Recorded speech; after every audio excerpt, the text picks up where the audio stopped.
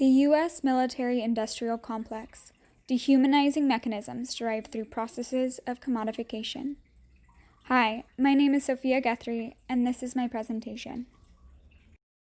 U.S. military-industrial complex versus the world. In the year 2015, there were roughly about 830 formal military bases scattered throughout the world.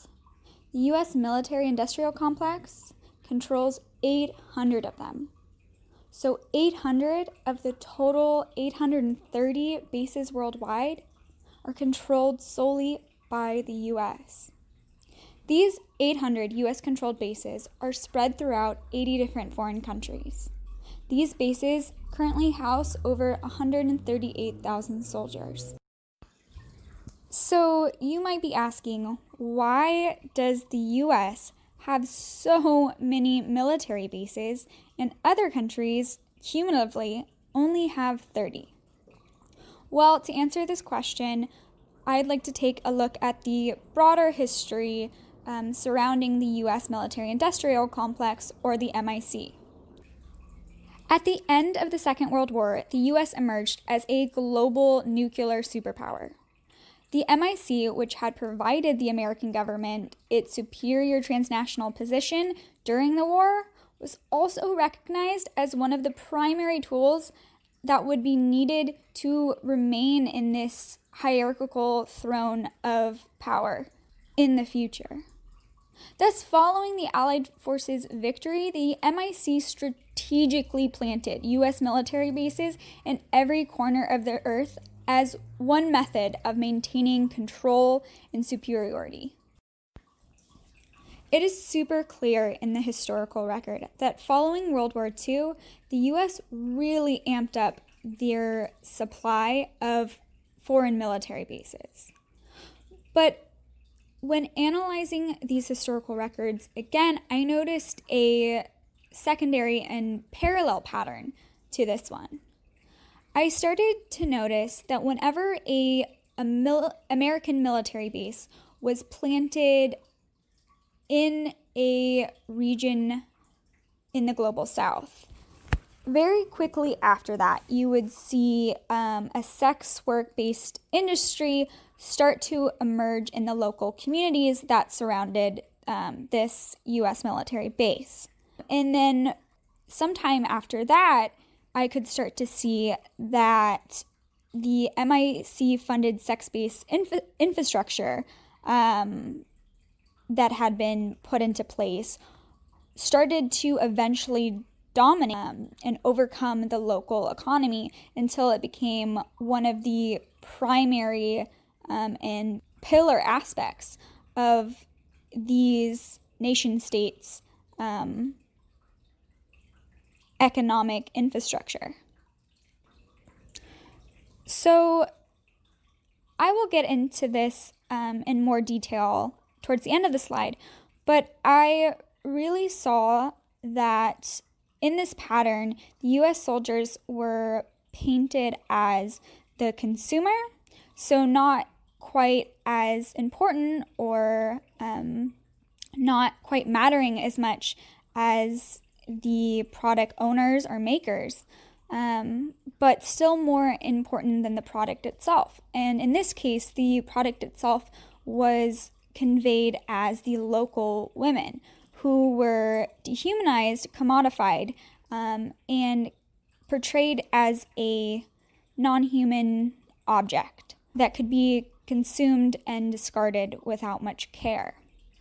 And so many historians and analysts have gone through these records and pointed out that this pattern is in Thailand, Japan, Vietnam, the Philippines, Micronesia, and many, many other places.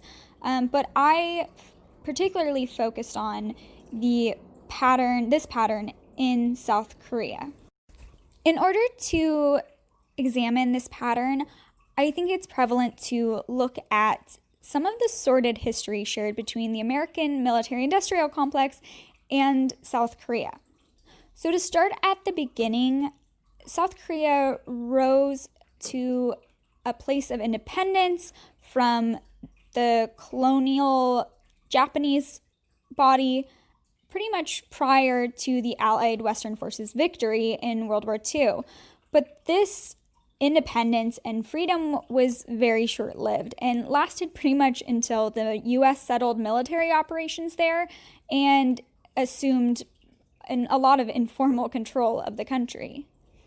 American dominance is sustained in this country via various indirect yet potent mechanisms, like dehumanization of South Korean women via MIC-imposed structures of prostitution via commodification of women.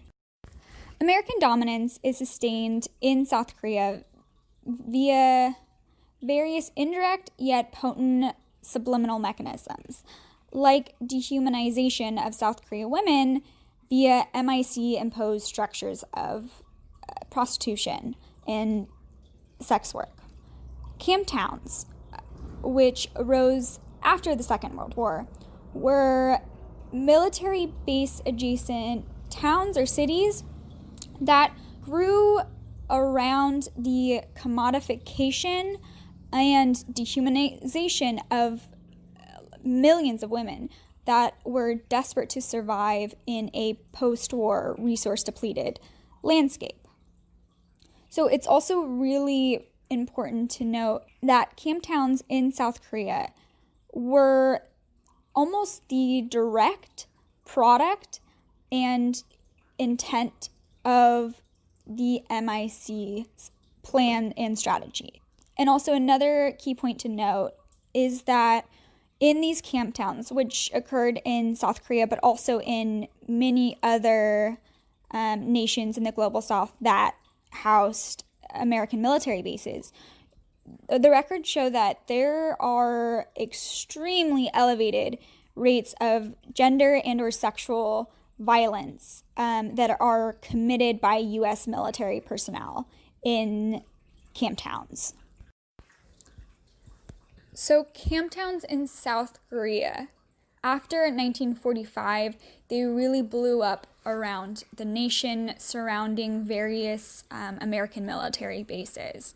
And one important thing to point out is that these camp towns really were built off an existing colonial structure that had been put into place by previous Japanese sovereigns who had previously created systems of enforced sexual labor that terrorized and exploited local populations. And because these camp towns and the military-industrial complex integrated these same themes into their, political governances and the core structure of these camp towns, there was really a seamless transition between these Japanese colonial bodies and the new military industrial complex, supervisors of these camp towns.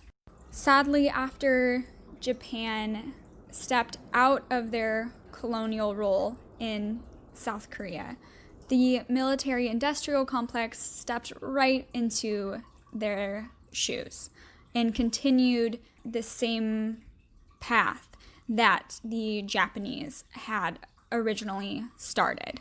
So moving on, in 1953, after signing the Korea-U.S. Mutual Defense Treaty, camp towns became a virtually colonized space where Korean sovereignty was suspended and replaced by U.S. military authorities. So it was one period of colonization transforming into a second period of colonization that was wrapped in a red, white, and blue bow. Despite prostitution being a dark stain on South Korean history left by colonial Japanese forces treating women horrendously and creating a system of pretty much forced sexual slavery and comfort women, the fact that not only that horrible history, also the fact that prostitution was also highly illegal at that time and was a direct opposition to the moral and cultural fiber of South Korea's, social narrative, the fact that U.S. soldiers and the military industrial complex itself is a overall organization condoned and encouraged soldiers to purchase women and treat them as commodities and use and discard them in such a way in these camp downs is almost unthinkable, but it did happen for many decades and is still happening, but in a more subliminal way. So moving on, in 1958, 300,000 of South Korea's 22 million total population were said to be working as sex workers within these camp towns. And then finally, going into the 1960s, according to Julie Kim, more than 25% of South Koreans' GNP originated from camp towns, and specifically from the sex work going on in these camp towns. So because the U.S. military industrial complex had this sovereign, almost neo-colonial control over these camp towns and thereby a lot of Korea's economy at the time, they were allowed to implement a lot of formal policies and oversight without the South Korean government's approval. And so one of these oversights was implementing VD checks, which is arguably one of the most dehumanizing statutes that was put into place by the MIC because it subjected women to this process of commodification where they're subjected to almost a level of quality control, like an object in a factory would be, so that they can be then sold to the consumers or the soldiers in these camp towns.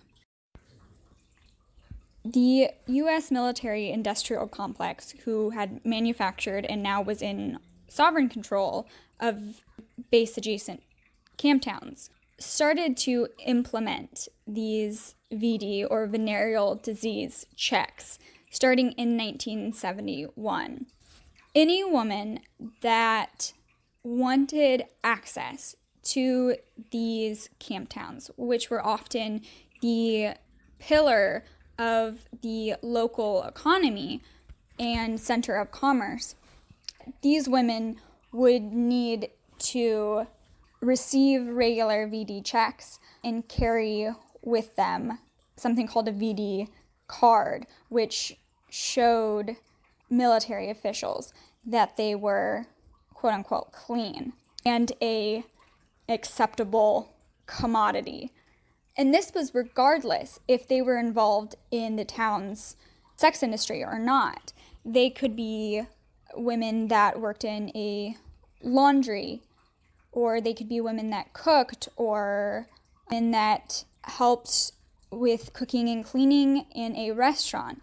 Regardless of what their occupation or job was, they were subjected to these VD checks. And this was problematic in South Korean culture at the time because sex work and prostitution was so harshly reviled and looked down on.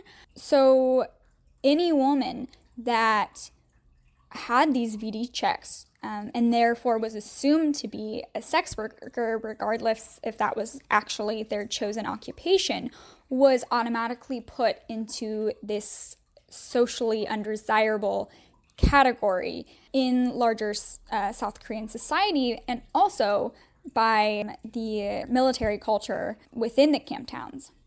Additionally, women that were found in these camp towns working or participating in commerce that did not have up-to-date VD cards were subject to severe punishments. VD checks continued throughout the 1980s, the 1990s, and even into the early 21st century. When I first read this and started to unravel this in my research, I was really shocked that this system had persevered so long into what we consider almost modern history. Because when you think about it, the fact that a foreign military power was given almost sovereign control, not only of the economy, over the political structure, but over the bodies and identities and social interactions of people, particularly women, is insane. One particular example that really sticks out to me comes from Gwen Kirk's research, who stipulates that in 1989, there were around 18,000 South Korean women registered within the VD health program in just one GI town. Then later in 1990, Kirk discovers that while 10,000 women in this GI town that were registered in this VD program were working as sex workers, there was still a remaining 8,000 other women also enrolled in this VD health program that were not working within the sex industry. Yet, despite these women's choice to not participate in the sex industry and in sex work, they were still labeled as a prostitute, regardless if they were working as one, and still required to carry a VD card and get regular VD screenings through the U.S. military.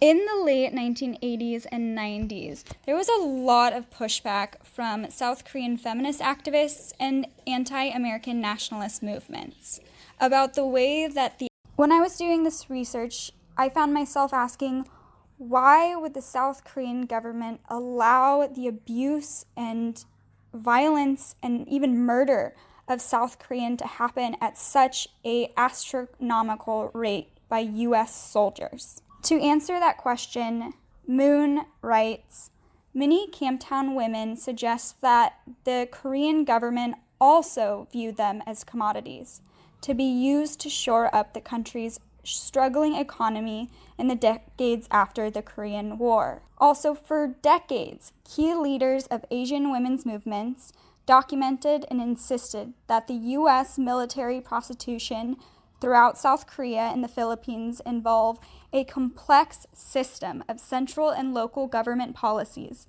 political repression, economic inequalities and oppression of the underclass, police corruption, debt bondage of women by bar owners, in addition to pervasive sexist norms and attitudes in both the U.S. military and the respective Asian society. This brings me to my analysis. One of the key points that I noted that in South Korea, as well as numerous other nation states in the global south, the MIC has almost purposely created mechanisms of dehumanization through processes of human commodification. So some examples of processes of commodification, aka a process which ideologically renders a woman's identity into a purchasable and disposable commodity, are these socio-political and socio-economic structures that have been created and propagated in camp towns and GI towns. The MIC's overt control and subliminal control now gives U.S. soldiers almost absolute power and authority over Korean women, who are thereby translated into a product to be bought and sold and disposed of, and who are seen as existing only to serve the consumer, aka American soldiers. And this is a hypermasculine social construction. Additionally, VD checks are also a process of commodification that leads to dehumanization.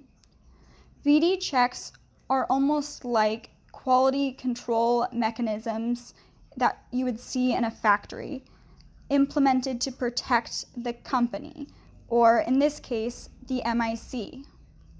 By protecting the consumer, aka soldiers, from quote-unquote tainted products or Korean women with VDs. All women in these areas are subjected to this process regardless if they are sex workers or not, thereby rendering and generalizing all of their identities into the same socially undesirable category.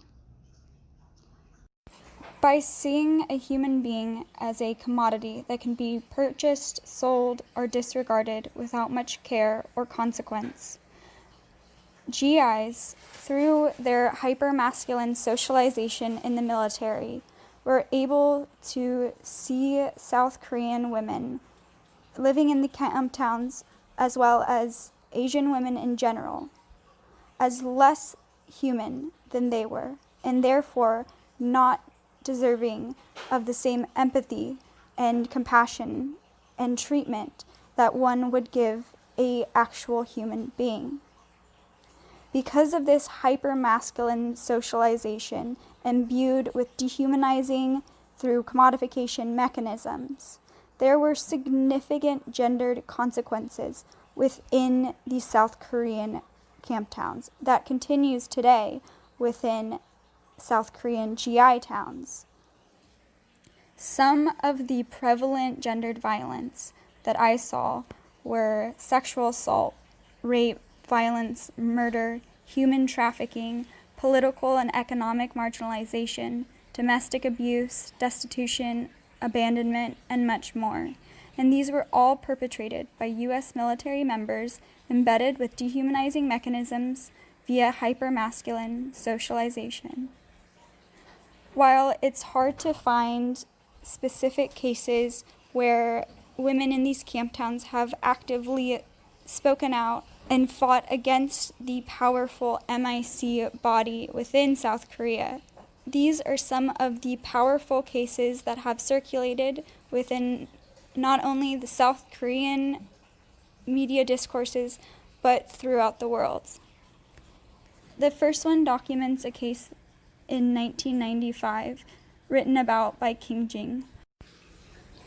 In 1995, 3 American servicemen kidnapped a 12-year-old schoolgirl as she came out of a stationery store.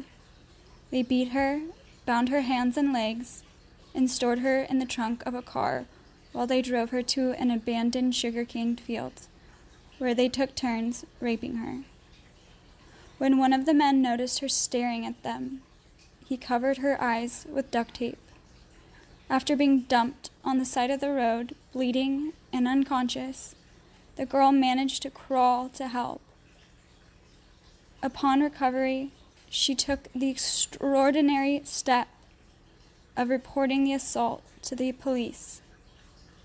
When the 3 servicemen, who I will not even recite their names, were caught, one of the men explained, and I quote, "Let's go rape a girl," and then followed that up by saying, quote, "It was just for fun," end quote. In 1992, another case of a G.I. committing extreme violence against a Korean woman living in a camp town broke national headlines. Her name was Yeon Gwon. She was one of the first victims of G.I. hypermasculine violence against women in camp towns that was brought to mainstream attention. She brought attention to the unimaginable violence and brutality Camptown women faced on an everyday basis at the hands of American G.I.s. Lastly, in 2002, the acquittals of 2 American soldiers who ran over and killed 2 South Korean schoolgirls without facing any consequences prompted nationwide protests against the U.S. military presence in the country. So, during my research, it became very blatant that the U.S. military-industrial complex introduces and integrates a culture where soldiers learn dehumanizing mechanisms through commodification of other human beings that have identities based in the global south. And so I started to wonder why. Why spend considerable resources and energy to constantly reproduce these dehumanizing mechanisms if they risk controversy and if they are, quite honestly, immoral? And so I started to realize the global function of this form of hypermasculine socialization. Dehumanizing mechanisms rendered through commodification of women's bodies, stemming from the MIC's role in establishing, propelling, and controlling sex industries adjacent to U.S. military bases planted abroad, help the military-industrial complex maintain their position at the top of the global hierarchy and maintain their global power and authority. Women's bodies are typically commandeered and used as showcases meant to uphold, protect, and preserve larger ideological concepts which relate to their home country's status and cultural pride.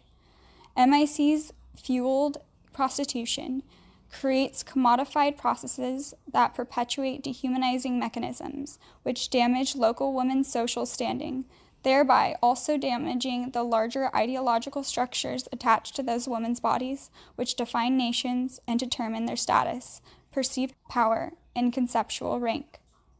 U.S. soldiers dominate women, and thereby MIC displays their domination over nation states and their identities which are attached to these women's bodies.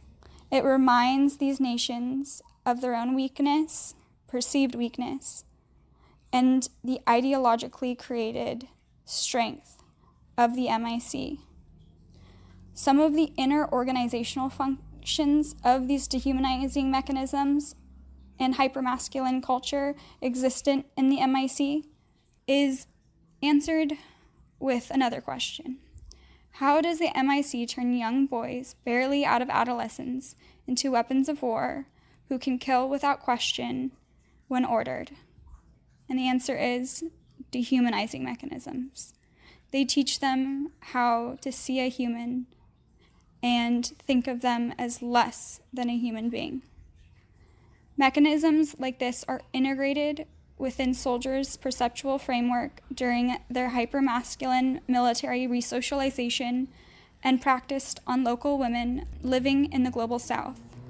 Soldiers' learned ability to recognize local women as less than human allows them to justify their terrible actions by suggesting their victims only deserve the amount of empathy typically allotted for a commodity. Like a muscle, dehumanizing mechanisms grow stronger with soldiers' cognitive terrains over time, with continual use and exposure. So I know that this presentation has been pretty bleak, but I'd like to end with a little hope and some ideas on how to create a better future. So some of the ideas that I came up with were supporting grassroots feminist organizations in the global south, speaking up and speaking out against past and present gendered injustices perpetrated by the U.S. MIC, changing the hyper-masculine culture, framing the MIC, advocating for holistic U.S. policies that protect and empower local women rather than loosely police the actions of American soldiers stationed abroad. And then lastly, creating a platform for the voices of victims of gendered violence that live in the global south to share their stories and their lived experiences. Thank you for listening. Have a wonderful winter break.